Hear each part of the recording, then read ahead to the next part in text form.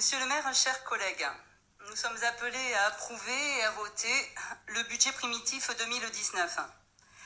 Lors des orientations budgétaires 2019 et du 8 novembre dernier, j'avais fait part aux élus du conseil municipal mon point de vue sur les retombées économiques de ces orientations. Je n'y reviendrai pas. Je n'abreuverai pas non plus les engloilles de chiffres, de sigles, juste à poser les uns aux autres, leur faisant croire au passage que les finances publiques sont trop complexes, trop hermétiques, trop ennuyeuses pour eux, que c'est l'affaire de quelques élus ou spécialistes initiés, entraînant l'idée qu'il s'agit d'une science inaccessible aux simples citoyens. Le budget de notre ville s'élève donc à 71 414 084 €, avec une section de fonctionnement d'un montant de 49 947 041 € et d'une section d'investissement de seulement 21 467 000 €. Nous le savons, les choix que les élus opèrent ont des conséquences financières immédiates, mais aussi des prolongements dans l'avenir. Comme vous l'indiquez, nous sommes dans un cadre et un contexte financier mondial incertain. Pour autant, les choix politiques du président Macron à l'endroit des collectivités territoriales doivent vous interpeller, monsieur le maire. Je le rappelle, la disparition de la taxe d'habitation et sa compensation toujours aléatoire, le pacte financier sur les dépenses de fonctionnement, la remise en cause de la libre administration des collectivités, mais aussi l'inertie, voire la complicité de maires à la politique Macron, participent à la présentation de budgets austères et, in fine, à la dégradation des services publics et des conditions de vie de nos concitoyens, ici, aussi, en Anglet.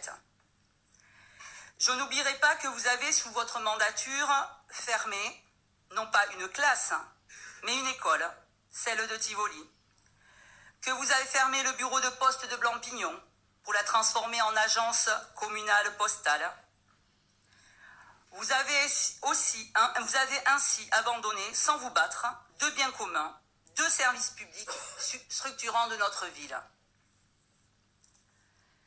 Le maire Espilondo et l'équipe municipale précédente de 2008 à 2014, à laquelle j'ai participé, étaient en responsabilité, elles aussi, dans une période de crise, celle de 2008, qui frappait également l'Europe. Pourtant, elle avait fait le choix de l'avenir. Elle avait investi deux fois plus que ses prédécesseurs, avec une fiscalité 2 fois moindre que ses villes voisines. Oui, monsieur Chasserio. Malgré des moyens financiers les plus réduits du BAB, nous avions investi 106 millions d'euros pour améliorer, créer les équipements et les services au service des Anglois. Nous avons su faire mieux avec moins. J'ai pas souri quand vous avez présenté votre budget, monsieur Chasserio. J'ai pas souri. Nos réalisations avaient toutes pour objet l'intérêt général. Elles ont été accomplies avec générosité et solidarité. La salle Quintao, tant injuriée et si incontournable aujourd'hui. L'EHPAD du Marin, l'accueil de jour Alzheimer, la maison de l'enfance et des familles, le pôle solidarité, le gymnase du Redon, les logements sociaux, qui sont passés de 9 à 13%, et je m'arrête là. Nous avons su réveiller notre ville endormie. Vous avez ainsi trouvé un bel héritage, un très bel héritage, et des finances saines à votre arrivée en 2014. C'est bien de cela dont vous bénéficiez encore aujourd'hui. Mais jusqu'à quand, monsieur le maire? Jusqu'à quand? Vous surfez sur ce capital héritage et tentez de justifier votre immobilisme et votre inertie en pointant des pseudo-coupables de la situation financière de la ville d'aujourd'hui. S'agissant de la capacité de désendettement d'Anglet que vous avez trouvée en 2014, elle était à l'identique de celle que nous avions trouvée en 2008, sous la mandature Villeneuve-Olive. Les chiffres sont têtus, monsieur le maire. Nous comptons parmi nous, je le redis également, mais je constate une nouvelle fois son absence, monsieur le maire. Pourtant, nous avions déplacé au jeudi pour qu'elle puisse participer au conseil municipal la députée de la 5e circonscription, Florence Lasserre-David, La République En Marche et le MoDem, qui vote à l'Assemblée nombre de lois qui pourrissent, oui, qui pourrissent, la vie de millions de Français et donc des Anglois. Monsieur le maire, je vous le demande à nouveau aujourd'hui, soutenez-vous ou combattez-vous la politique Macron?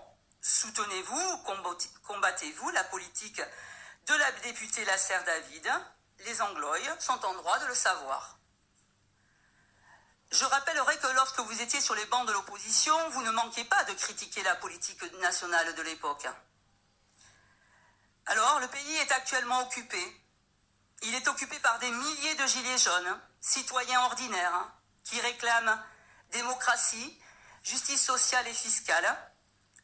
Cette mobilisation citoyenne est soutenue encore aujourd'hui par près de 80% de la population. Nous vivons une crise démocratique forte et la soif de démocratie de nos concitoyens est à mes yeux une très belle nouvelle. Les milliards qui manquent terriblement dans nos caisses, dans nos budgets, qu'ils soient locaux ou nationaux, sont insupportables et doivent être repris. Ils s'appellent ISF, CICE, évasion fiscale, CSG, pacte de responsabilité, niche fiscale, fraude fiscale. Le peuple de France vêtu de jaune réclame sa part. Il réclame sa part.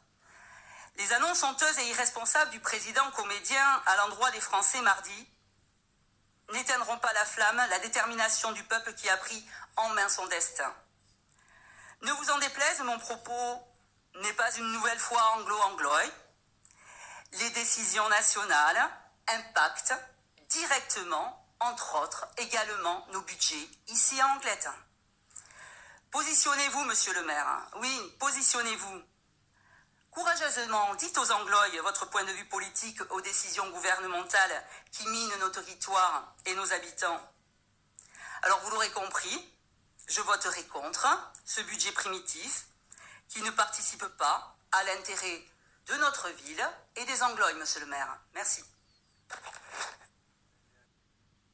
Très bien.